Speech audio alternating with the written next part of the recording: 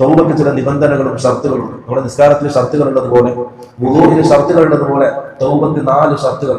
ആ 4 ഷർത്തുകൾ പാലിക്കപ്പെട്ടാലേ നമ്മുടെ തൗബ സ്വീകരിക്കുകയുള്ളൂ. ഒന്ന്, ചെയ്ത തെറ്റിന്റെ പേരിൽ അള്ളാഹിന്റെ മുമ്പിൽ ഖേദപ്രകടനം നടത്തുക, ഖേദിക്കുക.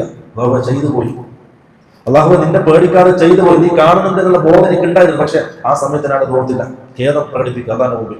2, ചെയ്ത തെറ്റ് പൂർണ്ണമായിട്ടും ഒഴിവാക്കുക. ചെയ്തുകൊണ്ടിരിക്കുന്ന കാര്യം ആ തിന്മ പൂർണ്ണമായിട്ടും ജീവിതത്തിൽ നിന്നും ഒഴിവാക്കുക. 2. 3, ഇനി ഒരിക്കലും അതിലേക്കൊരു മടക്കമില്ല എന്ന് ഉറപ്പിക്കുക. ഈ 3 കാര്യങ്ങൾ ഷർത്താണ്. ഖേദം പ്രകടിപ്പിക്കുക, ചെയ്തത് ഒഴിവാക്കുക, ഇനി ഒരിക്കലും അങ്ങോട്ടൊരു മടക്കമില്ല എന്ന് തീരുമാനിക്കുക. അതിന് ചില കാര്യങ്ങൾ നമ്മൾ ചെങ്ങനെ വാക്കാൽ പറഞ്ഞാൽ മാത്രം പോലെ. സാഹചര്യങ്ങളാണ് മനുഷ്യനെ തെറ്റിലേക്ക് എത്തിക്കുന്നത്, അവസരങ്ങളാണ് തെറ്റിലേക്ക് എത്തിക്കുന്നത്, ഹറാമിലേക്ക് എത്തിക്കുന്നത്. സാഹചര്യം മാറ്റണം, അവസരങ്ങൾ ഇല്ലാതായിരിക്കണം. അതിനെന്താണോ ചെയ്യേണ്ടത് അത് അവർ തീരുമാനിച്ചതിൽ നിന്ന് മാറി നിൽക്കുക. റസൂൽ സല്ലല്ലാഹു അലൈഹി വസല്ലം ബനൂ ഇസ്രായേൽ ഒരു സംഭവം പറയാം. ഒരാൾ 99 ആളെ കൊന്നു. എന്നിട്ട് ഒരാളത്തെ പോയി ഒരു ഇബാദത്ത് ചെയ്തിരിക്കുന്ന ഒരാളത്തെ ചോദിച്ചു, ഫഹൽ ലീ മിൻ തൗബ, എനിക്ക് തൗബയുണ്ടോ? ഞാൻ 99 ആളെ കൊന്നിട്ടുണ്ട്. ആ വ്യക്തി പറഞ്ഞു, ഇല്ല, 99 ആളെ കൊന്ന വലിയ പാതകയാണ്, നിനക്ക് തൗബയില്ല. അദ്ദേഹത്തെ ഒന്ന് 100 പൂർത്തീകരിച്ചു. എന്നിട്ട് അദ്ദേഹം ഇങ്ങനെ ഒരു ആലിമിന്റെ അടുക്കലേക്ക് പോയി. എന്നിട്ട് ചോദിച്ചു, എനിക്ക് തൗബയുണ്ടോ? ആലിം ഉണ്ട്. എന്താണ് തൗബ? ഒരിക്കലും അടിമനെ തടയുന്ന ഒരു കാര്യമില്ല, തൗബയുണ്ട്. പക്ഷെ നീ എന്ത് ചെയ്യണം?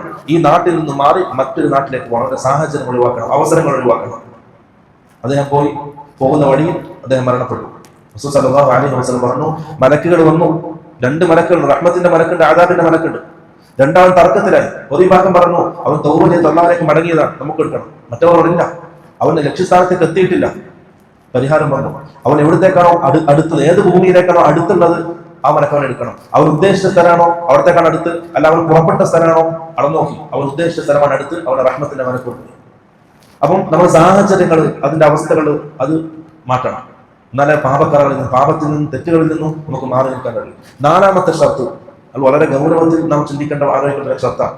നമ്മുടെ തൗബ സ്വീകരിക്കപ്പെടാൻ 4ാമത്തെ ഷർത്ത്, നമ്മുടെ തെറ്റ്, നാം ചെയ്ത ഹറാമ് പരസ്പരം അടിമകൾ തമ്മിൽ ബന്ധപ്പെട്ടതാണെങ്കിൽ, ഒരാൾക്ക് കട്ടെടുത്തു, അല്ലെങ്കിൽ ഒരാൾ ചീത്ത വിളിച്ചു, അന്യായമായിട്ട് ഉപദ്രവിച്ചു, അല്ലെങ്കിൽ ഓനെ കുറ്റം പറഞ്ഞു, ഓന്റെ അഭിമാനത്തിന് ക്ഷതം കരുതി, അങ്ങനത്തെ എന്തെങ്കിലാണെങ്കിൽ പരസ്പരം പൊരുത്തപ്പെടുകയാണ്, പരസ്പരം മാപ്പാർപ്പിക്കണം. എന്നാൽ അള്ളാഹുവിന്റെ അടുക്കൽ ആ തൗബ സ്വീകരിക്കപ്പെടുകയുള്ളൂ. വളരെ ഗൗരവത്തിൽ അറിയുന്ന ഭാഗമാണ്. എന്തെങ്കിലും പ്രശ്നങ്ങൾ പരസ്പരം ഉണ്ടായിട്ടുണ്ടെങ്കിൽ അത് പറഞ്ഞു തീർക്കണം, എന്നിട്ടാണ് അള്ളാഹുവിന്റെ അടുക്കൽ തൗബ ചെയ്യാം. ഇല്ലെങ്കിൽ ആഖിറത്തിൽ അതങ്ങനെ ബാക്കിയാവും.